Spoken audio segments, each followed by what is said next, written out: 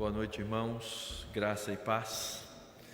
É um prazer e uma alegria estar com vocês nessa noite para compartilharmos a palavra de Deus.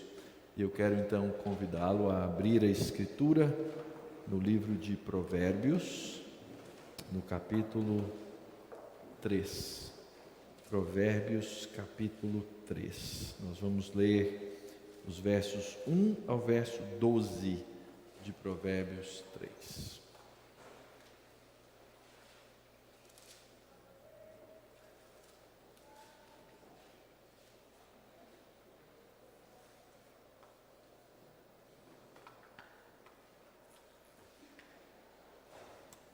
Já encontraram? Vamos ler.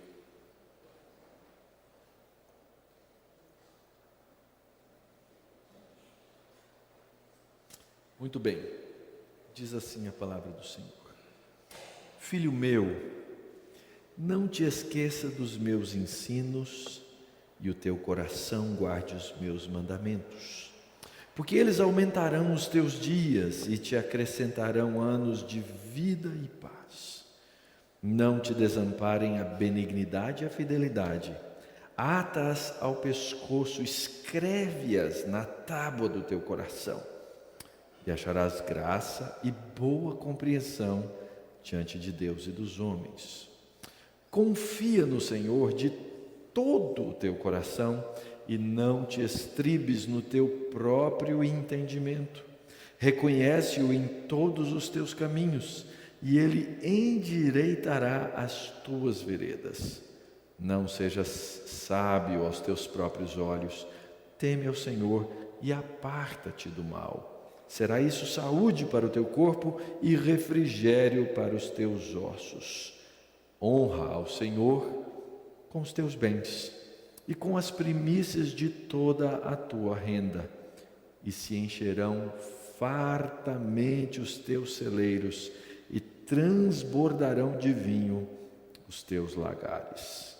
Filho meu, não rejeites a disciplina do Senhor, nem te enfades da sua repreensão, porque o Senhor repreende a quem ama, assim como o pai ao filho a quem quer bem.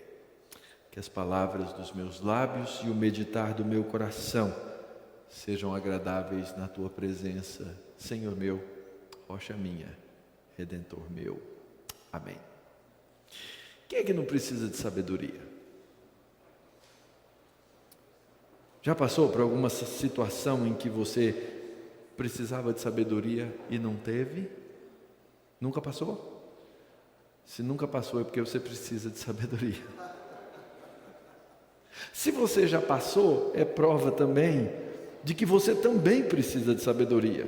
Todos nós precisamos de sabedoria, irmãos. Todos os dias temos que tomar decisões, todos os dias temos que traçar caminhos, todos os dias temos que planejar coisas, todos os dias temos que conversar com pessoas, todos os dias somos perguntados, todos os dias temos que dar um conselho, a não ser que você viva como um monge isolado do mundo. Nós precisamos de sabedoria.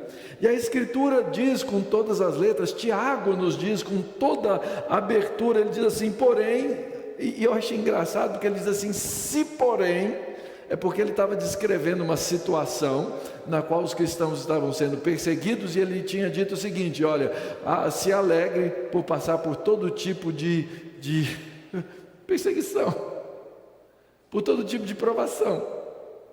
Então, ele diz, olha, você não está conseguindo passar por isso? Então, se porém algum de vós necessita de sabedoria, peça a Deus, que a todos dá liberalmente, e não joga nada na cara, nada lhes impropera, e lhes será concedida. A Escritura diz que se eu pedir sabedoria a Deus, eu vou receber, não está escrito? Então a minha pergunta para você, já passou por alguma situação na qual você precisava de sabedoria, pediu a Deus sabedoria e parece que não deu certo? Já passou por isso? Uma situação você colocou diante de Deus, disse assim: Deus, coloca essa situação, coloca essas coisas, coloca essa resposta, coloca essa resolução diante do Senhor, me dá sabedoria. A Bíblia diz que Deus dá, não dá. E no fim daquela situação parece que Deus não deu. É porque nós temos uma compreensão errada daquilo que Tiago quer nos dizer aqui e daquilo que nós temos que entender no todo da Escritura como a busca de sabedoria. Porque não é um exercício de meditação transcendental, não é um trabalho de meditação de yoga, na qual você vai olhar para o seu homem interior e achar sabedoria, ou até mesmo um ato mágico de Deus lhe dar sabedoria a todo momento e a toda hora, à medida em que você vai caminhando. Não é isso. A sabedoria, ela se encontra na palavra de Deus, no Filho de Deus e naquilo que Deus nos diz e nos fala na sua palavra. Você não vai ter sabedoria se você não conhecer a vontade de Deus na palavra de Deus. É fácil de entender isso. Então você olha para a palavra de Deus, você aprende na palavra de Deus, você medita na palavra de Deus, você relaciona essa palavra escrita com a palavra viva que é o Filho de Deus, Jesus Cristo, e você agindo com fé nessas coisas, você vai obter sabedoria. Está aí o grande segredo, que não é segredo nenhum, porque está aqui na Escritura.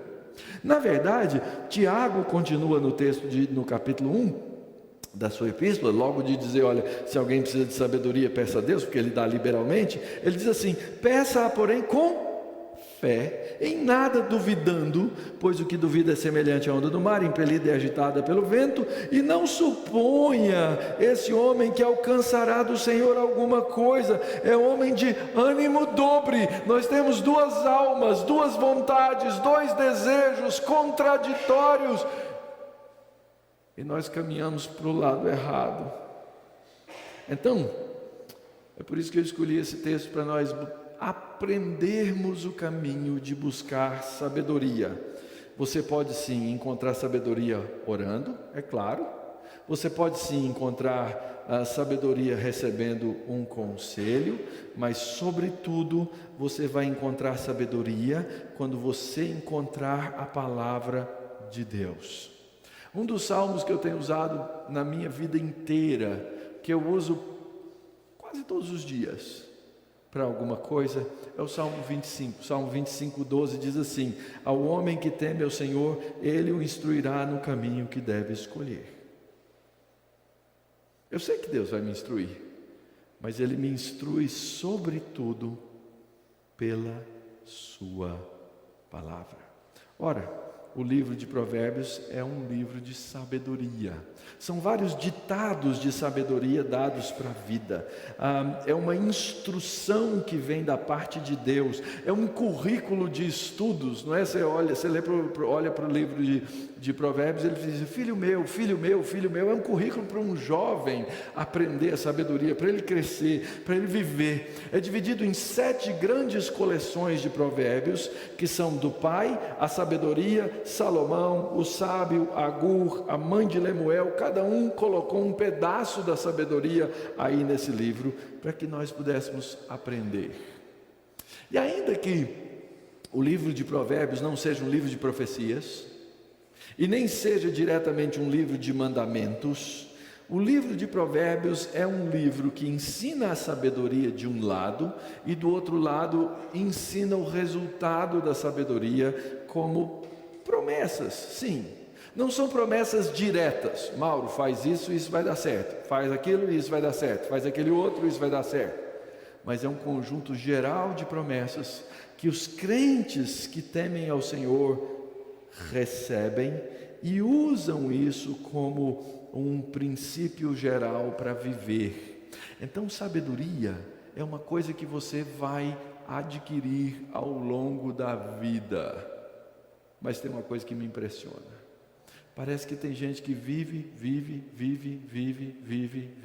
chega lá na frente, faz uma coisa e você pensa o quê? Não tem sabedoria. Sabe quem é essa pessoa? Sou eu. Essa pessoa é você. Uma vez eu ouvi um pastor dizendo, olha, uma regra geral na escritura, para interpretação de escritura, uma regra hermenêutica perfeita é o seguinte: se você encontrar na Bíblia alguém fazendo alguma coisa errada, é você. Nunca pense no outro. É lógico que às vezes nós temos exemplos de uma péssima sabedoria nos próprios textos da Bíblia. É verdade que às vezes tem algumas pessoas que elas se destacam na falta de sabedoria, né? Parece que elas trazem glória para a falta de sabedoria. A gente conhece essas pessoas, a gente sabe delas. Mas sobretudo, ao pensar sobre essas coisas nessa noite, eu queria que você pensasse em você mesmo. Como é que eu preciso e como é que você precisa de sabedoria? O livro de Provérbios começa assim: o livro foi dado para aprender a sabedoria e o ensino, para entender as palavras de inteligência, para obter o ensino do bom proceder, a justiça, o juízo e a equidade, para dar aos simples prudência e aos jovens conhecimento e bom siso. Lembra do dente do siso? Chamado dente do quê? Juízo, não é? Por que é chamado do dente do juízo, o siso? Porque ele costuma nascer assim, bem no começo da juventude, fim da adolescência. Alguns demoram mais e alguns, como eu, o siso nunca saiu. Mas é para que alguém aprenda a crescer, ouvindo o sábio, cresça em prudência, para que o instruído adquira a habilidade para entender os provérbios e parábolas, as palavras e enigmas dos sábios. E aí essa introdução de provérbios termina com aquelas famosas palavras que nós sabemos recitar, não é? É igual a pergunta 1 do catecismo, todo mundo sabe, não é? Qual o fim principal do mundo? Todo mundo sabe a resposta. Provérbios também: o temor do Senhor é o princípio do saber. A gente só sabe essa parte, a gente só sabe a pergunta 1, a pergunta 2 a gente não sabe, né? Mas o texto continua: mas os loucos desprezam a sabedoria e o ensino. Logo, o segredo da sabedoria está no temor ao Senhor. Aí eu faço a pergunta para você: como é que você teme ao Senhor? Porque às vezes a gente pega um conceito absolutamente abstrato.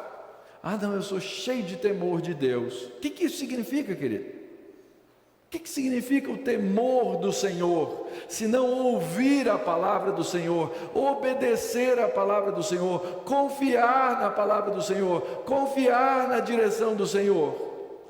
Isso é temor. Qual foi o problema dos nossos pais no jardim? Eles não temeram a Deus. Eles não confiaram em Deus, eles não tiveram fé na palavra de Deus, e aí eles fizeram o que eles queriam.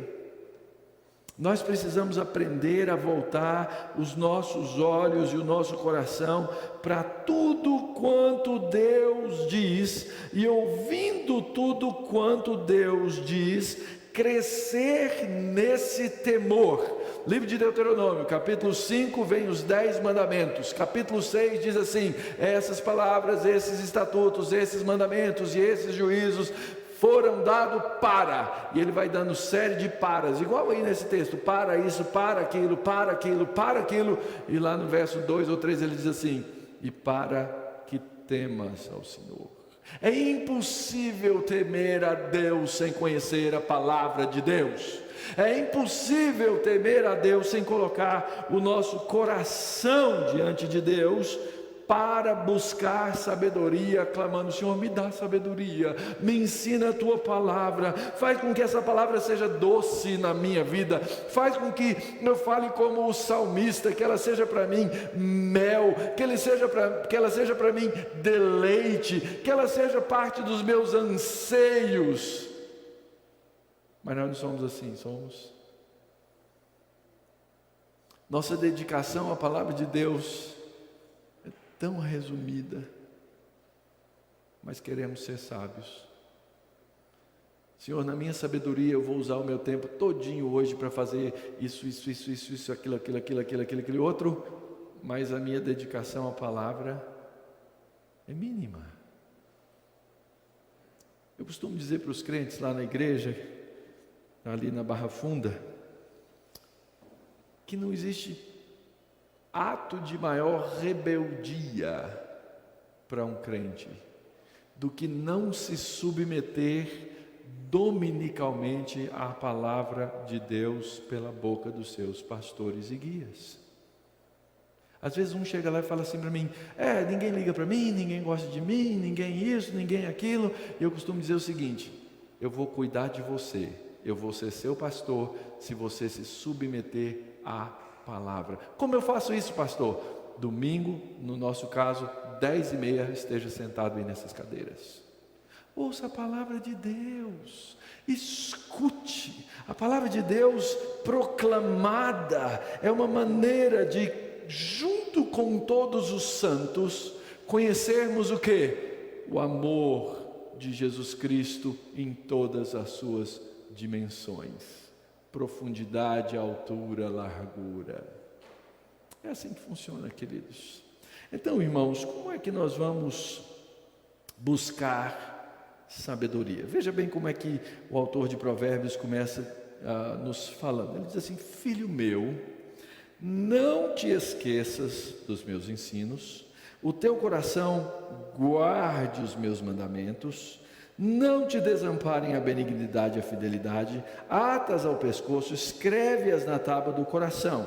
Versos 2 e 4, esse é o verso 1 e 3, dão as razões. Por quê? Porque eles aumentam os seus dias, eles te dão anos de vida e paz, e você acaba tendo benefícios, inclusive sociais, porque você vai achar graça e boa compreensão, não só diante de Deus, mas também dos próprios homens. Primeira coisa, queridos, nós precisamos ter boa memória da palavra de Deus.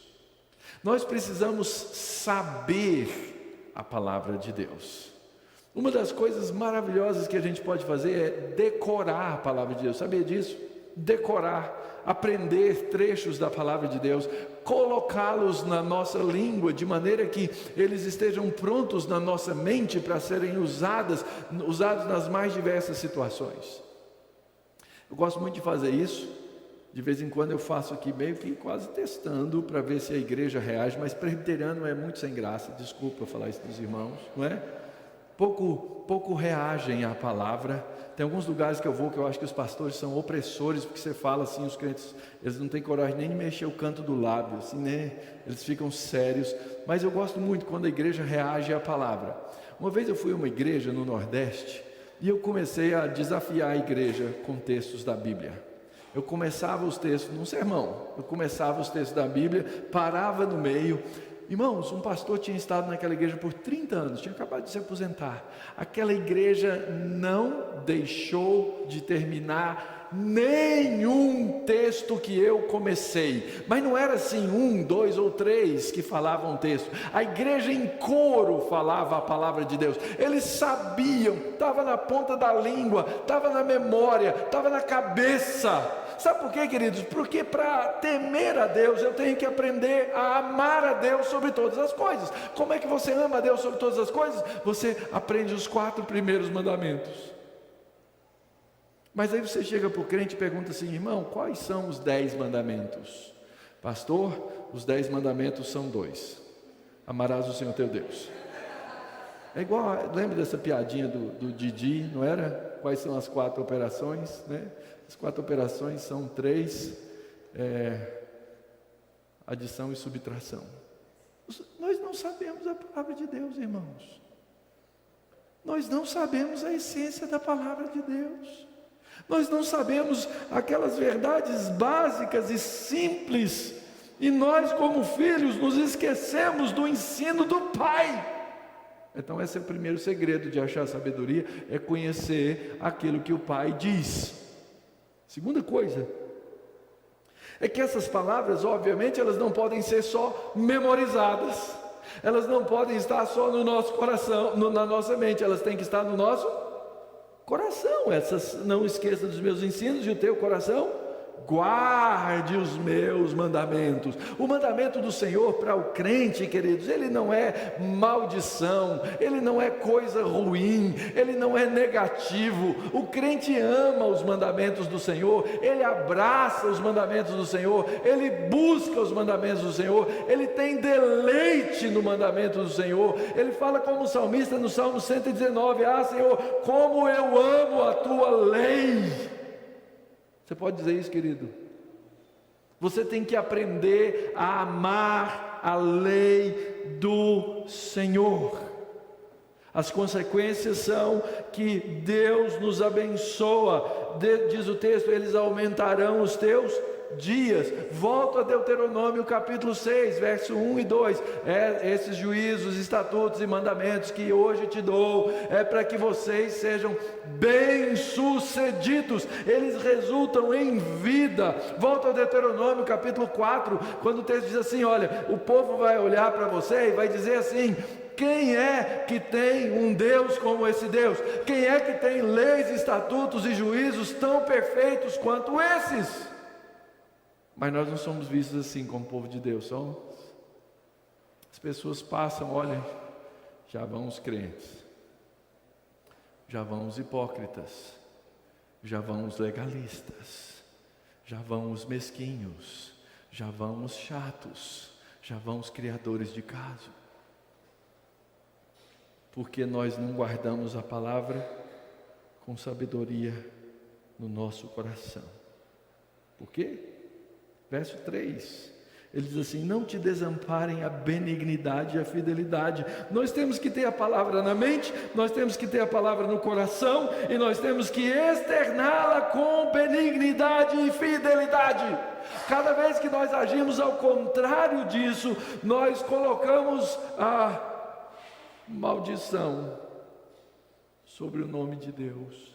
Nós tomamos o nome de Deus em vão, esse nome que nós carregamos. Nós envergonhamos o nome de Cristo, porque não sabemos falar, porque não sabemos agir. O autor de Provérbios diz assim: pega essa fidelidade, essa benignidade, usa como um colar. Coloca no seu pescoço, aonde você passar, todo mundo vai ver, porque ela vai estar escrita na tábua do seu coração. E então, você acha graça e compreensão, não só de Deus, mas também dos homens. É assim que se busca sabedoria, irmãos. Você aprende a palavra de Deus, você cultiva a palavra de Deus no seu coração e você externaliza a palavra de Deus na sua vida diária. Onde acontece isso, pastor? Todo lugar. Sabe qual é o rebanho mais difícil que eu tenho? A minha casa, a minha esposa e os meus filhos. Não é porque eles são difíceis, é porque eu sou difícil. É porque eu tenho que falar a verdade para eles e diante deles, e eles têm que checar a verdade na hora que eu dou uma resposta, na hora que eu estou irritado, na hora que eu estou nervoso. E essas coisas só serão trabalhadas em mim quando eu buscar temor do Senhor. Para que isso aconteça, queridos, o autor de Provérbios nos diz que nós precisamos a desenvolver confiança. Confiança. Essa palavra confiança tem a mesma raiz da palavra fé. Aliás, fé é confiar, ok? Fé é confiar. Então, podia dizer assim: tem fé em Jeová. De novo, olha só o que entra aí: de todo o teu. E olha no verso 5: e não te estribes no teu próprio. Lá no primeiro você tem a memória na palavra de Deus, e depois você guarda no seu coração. Aqui você tem confiança no Senhor no seu coração, e você não se estriba no próprio entendimento. O que é isso, pastor? Eu me lembro muito bem, quando eu era pequeno, todas as férias ia para a fazenda. 3 meses, pelo menos, do ano eu vivia na fazenda. E meu pai me deu um cavalo que nunca foi meu, é lógico, porque o cavalo nem dele era. Mas ele dizia, esse aqui é o seu cavalo, filho. E eu era metido desde pequeno, acho que não mudei muito. E ele, então, eu fui aprender a selar o cavalo. E aí o peão me ensinou como é que colocava todas as partes, mas eu era muito novinho, não tinha força. E na hora de apertar a sela do cavalo, eu não tinha força, mas eu queria fazer por mim mesmo. E eu fiz todo o serviço e fui montar no meu cavalo. E quando eu botei o pé no estribo, eu fui parar na poeira, no chão, porque eu não tinha força para fazer com que o estribo estivesse firme. É isso, não te estribes, não coloca o seu peso em cima de uma coisa que não pode te sustentar, porque se você colocar o seu peso em cima de uma coisa que não pode te sustentar, você vai cair na poeira, você vai cair no chão, você vai se machucar. Por isso a Escritura diz que eu preciso aprender a confiar em Jeová, eu preciso colocar todo o meu coração, eu preciso colocar todas as minhas afeições, eu preciso colocar todos os meus valores, eu preciso colocar todas as coisas naquele que pode dar segurança à minha vida, porque senão eu vou encontrar só morte. Eu preciso aprender a reconhecer o Senhor Jeová, não só nos caminhos que eu prefiro, não só nos caminhos que eu gosto, não só nos caminhos que eu acho que Deus precisa tomar conta. Observa bem, queridos, reconhece-o em todos os seus caminhos. O problema é que nós somos muito divididos, temos uma mentalidade secularizada. Nos foi ensinado assim. O que é que não se discute? Política, futebol e religião, né? Isso não se discute. Por quê? Você separa uma coisa da outra. Você coloca uma vida secular e uma vida religiosa para você seguir. A sua vida religiosa, tudo bem, Deus pode se meter, mas na minha vida que eu considero secular, aí faz favor, Deus, não se meta nas minhas coisas. Nós agimos sempre na base do negócios à parte, e nós nos esquecemos completamente do Senhor. Mas quando nós não o reconhecemos em todos os caminhos, nós vamos caminhar por caminhos tortos. Mas se nós o reconhecermos em todos os caminhos, nós vamos andar por veredas perfeitas. Como buscar? Confiar e temer. Como é que você sabe que alguém teme? Não sejas sábio aos teus próprios olhos, teme ao Senhor e aparta-te do mal. Isso será saúde para o teu corpo e será refrigério para os teus ossos. Muitas expressões interessantes aparecem aqui. O contraste do verso é que o oposto de temer a Deus é alguém que se julga propriamente sábio.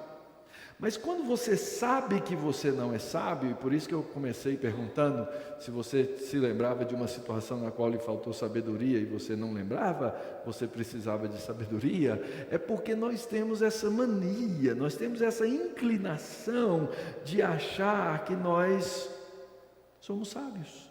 Não, pode deixar aqui se eu sei. Não. Isso aqui é comigo mesmo. Senhor, o Senhor não precisa interferir nessas coisas, eu já estou acostumado a fazer. Deixa comigo, Senhor. Eu sou bom nesse negócio. Eu sou bom mesmo, eu sou bom em estragar muitas coisas. Aqueles que temem ao Senhor, eles aprendem a reconhecer seu estado, eles aprendem a reconhecer sua miséria e eles aprendem a viver em humildade, independência de Deus. Só que, às vezes a gente vai ficando velho de igreja. A gente chega num ponto assim que a gente já sei tudo. Às vezes seu pastor está falando aqui na frente e você está aí no banco sentado assim: pastor, eu conheço essa igreja. Pastor, eu sei. O senhor não sabe. Nós fazemos isso. Eu faço isso. Mas nós precisamos buscar sabedoria de Deus. Sabe por quê? Senão nós vamos nos tornar cristãos não ensináveis. E nós precisamos ser um povo humilde que aprende todos os dias. Às vezes os nossos filhos fazem isso com a gente, não fazem? A gente vai contar a história, a gente vai dizer de novo e eles olham para a gente, viram os olhos assim, falando: eu já ouvi isso. E a gente lá nos fundos sabe o quê? Mas você não aprendeu, você já ouviu, mas você não aprendeu. É por isso que nós repetimos tantas vezes, tantas coisas. Nós precisamos ser um povo ensinável. Isso requer um coração aprendiz da nossa parte. É assim que a gente vai aprender a se desviar do mal. Olha só, não seja sábio aos teus próprios olhos, teme ao Senhor e aparta-te do mal. Quem tem filho aqui já passou por essa experiência. Você vê o seu filho caminhando numa direção, você diz para o filho: filho, não faça isso, filho, não ande com essas companhias, filho, não repita essas palavras, filho, não alimente essas coisas no seu coração, mas o seu filho continua o quê? Fazendo. E às vezes isso traz ruína para os nossos filhos. E você acha que você é diferente? Deus te fala, Deus te avisa, Deus manda o pregador falar, Deus manda a Bíblia falar, Deus manda o professor falar. Você ouve, mas lá num determinado ponto parece que tem uma plaquinha assim: caminho do bem, caminho do mal. E a gente opta pelo caminho do mal. A gente pensa no nosso orgulho, a gente pensa na nossa honra. Ofenderam a minha honra. Já ouviram essas palavras na igreja? Eu fui ofendido, não me deram lugar, não me deram ouvidos, não me deram espaço, que no fundo significa não deixaram que eu aparecesse. Nós precisamos mudar, irmãos. É isso que adoece o nosso corpo. É isso que o texto está dizendo. Crentes que somatizam seu próprio pecado, crentes que somatizam seu próprio orgulho, crentes que não têm refrigério na vida, que caminham pesados, como aqueles que carregavam, como Davi, que carregava o pecado lá do Salmo 32, que os ossos eram frágeis.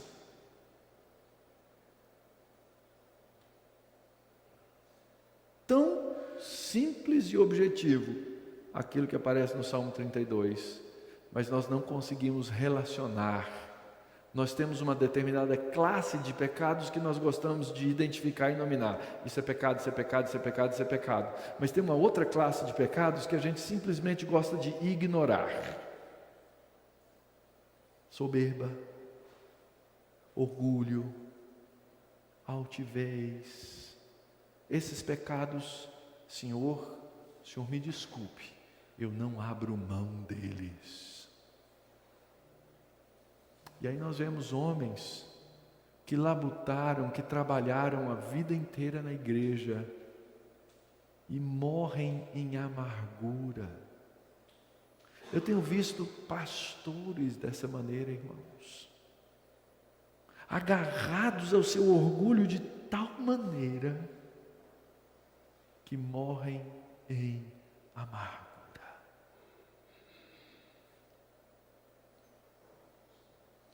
O orgulhoso não pode temer a Deus e, consequentemente, ele vai entregar-se a todo tipo de pecado. Cuidado, irmãos. Afaste-se dos maus caminhos. Busque a verdade.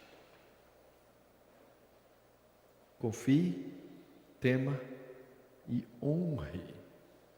Honra ao Senhor com os teus bens e com as primícias de toda a tua renda.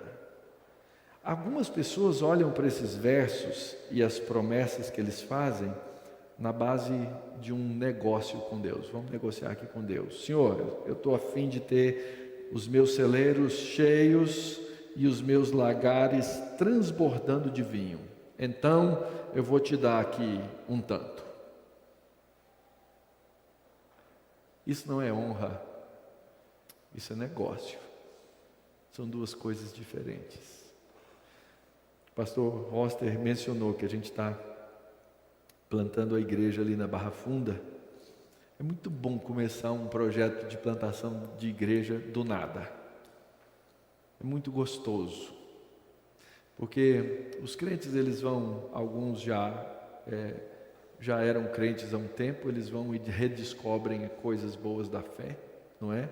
Eu tenho que agradecer publicamente a sessão do presbítero Paulo, que vocês fizeram. O irmão amado, querido, que está lá conosco, pela graça de Deus, com a sua família, com a sua casa. Somos muito abençoados, não é? Tem crentes antigos e tem crentes novinhos na fé, nasceram ontem. Então você vê esse movimento, essas coisas que Deus faz, e elas são muito gostosas. E quando chegou o mês de maio, o hotel onde nós nos reuníamos, ali no Ibis, ele nos deu carta de despejo. Dia 17 de maio, o gerente me chamou e falou: olha, nós estamos mudando a política do hotel, não dá mais, etc. Vocês têm até o fim de julho para sair. 2 meses. E aí a gente foi atrás do lugar, até que Deus, muito bondosamente, graciosamente, nos abriu a porta de um galpão. É literalmente um galpão, que estava meio arrumado lá como igreja, e a gente entrou para lá. Uns dias antes da gente chegar, eu levei um grupo de irmãos da igreja, era uma igreja que estava saindo, eu pedi ao pastor da igreja: posso trazer um grupo de irmãos aqui? Levei uns 20 irmãos, mostrei o lugar para eles. Nós não tínhamos dinheiro para alugar aquele lugar, não tínhamos condição de alugar aquele lugar, não tinha nada, mas nós fomos lá. Naquele dia, nós saímos dali com aqueles 20 irmãos, com tudo o mínimo necessário que nós precisávamos para começar o nosso culto naquele lugar. Tudo. Saímos de lá com piano, fogão, geladeira, o que vocês imaginarem saiu dali. Honra o Senhor, ninguém pediu nada. Eles olharam para as coisas que tinham e falaram assim: eu posso honrar a Deus com isso. Eles doaram do coração, queridos. De coração, espero que ninguém queira nada de volta, porque não é deles. Se eles honraram, pertence ao Senhor, são as primícias, e Deus, eu tenho certeza, na bondade dEle, há de abençoá-los, mas porque eles honraram, porque quem negocia com Deus se dá mal. Já ouviram isso, esse lema neopentecostal? Deus me dá o que eu mereço? Não peça isso para Deus, porque Ele vai te dar um inferno, porque é isso que merece. Honre a Deus, queridos. Deus promete que Ele vai nos sustentar naquilo que nós precisamos. Ele vai encher os nossos barris e Ele vai nos dar aquilo que é necessário para viver. E por último, submeta-se. O texto diz no verso 11: filho meu, não rejeites a disciplina do Senhor, nem te enfades da sua repreensão, E a razão é muito simples: o Senhor repreende a quem ama, assim como o Pai ao Filho a quem quer bem. A igreja do Senhor Jesus Cristo esqueceu-se de uma coisa simples, básica, necessária e essencial, chamada disciplina. Quem disciplina é Deus, mas Deus disciplina por meio da igreja. No nosso sistema, Ele disciplina por meio do conselho da igreja. E hoje nós encontramos igrejas que não conhecem a verdade, não conhecem o princípio, se acovardam do exercício da disciplina. Agora, a disciplina ela vem do Senhor, a igreja faça isso ou não. Porque quando a igreja não faz, Deus disciplina o pecador e Deus disciplina a igreja. Simples. É muito simples. Então nós temos que aprender a reconhecer que Deus nos ama, que Deus é aquele que nos instrui, que Ele nos fala, Ele nos articula a disciplina, mas às vezes Ele precisa ir mais longe ao ponto de nos disciplinar com dor. O caminho da vida não é sempre macio, não é sempre fácil para o povo de Deus. Aliás, a Escritura diz que é bem ao contrário, que o caminho é estreito, que a porta é estreita. Aliás, vocês perceberam o tanto que esses provérbios falam e refletem Salmo 1? Exatamente isso.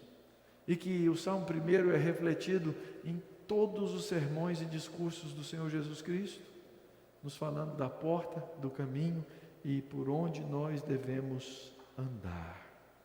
Deus é um Pai que está nos treinando para a maturidade.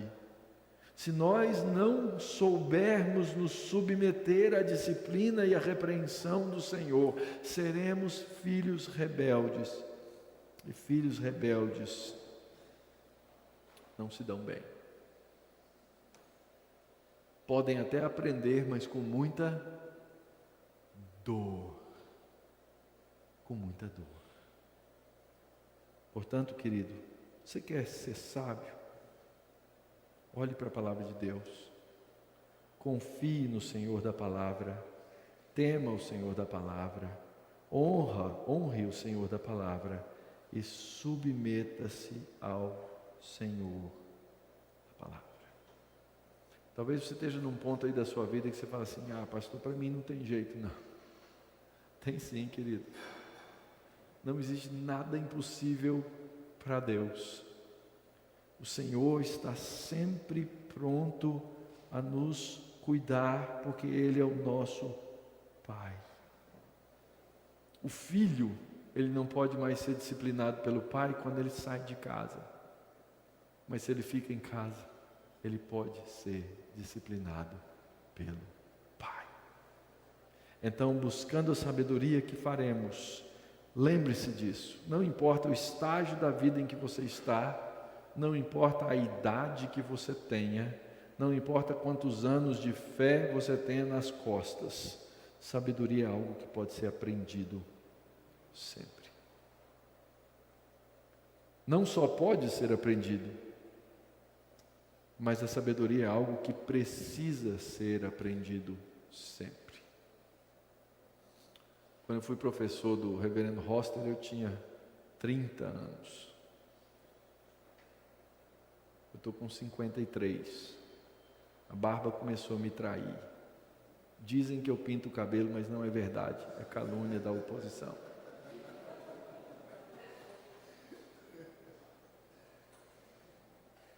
Eu preciso buscar a sabedoria de Deus todos os dias, querido. E como eu preciso de sabedoria. Como o meu coração sabe ser soberbo. Como os meus olhos sabem ser altivos. Então não tem época para parar de buscar sabedoria. Todo tempo é tempo de buscar. Todo tempo é tempo de temer a Deus. Temor se aprende com palavra e comunhão. O grande problema nosso, às vezes, que as nossas igrejas viram um ringue de batalha, um lugar de briga, é porque nós não estamos dispostos ao custo da comunhão. Comunhão custa, mas quando a gente quer fazer as coisas, quer andar por um caminho, quer andar pelo outro caminho, a gente enche a nossa vontade daquilo que nós queremos fazer e nós desistimos de amar o outro. E quando nós desistimos de amar o outro, nós não temos comunhão com o Senhor e não temos comunhão uns com os outros. A gente vai na igreja, nossa vida religiosa se resume a 3 horas por domingo de comunhão. Depois eu não aguento aquele povo.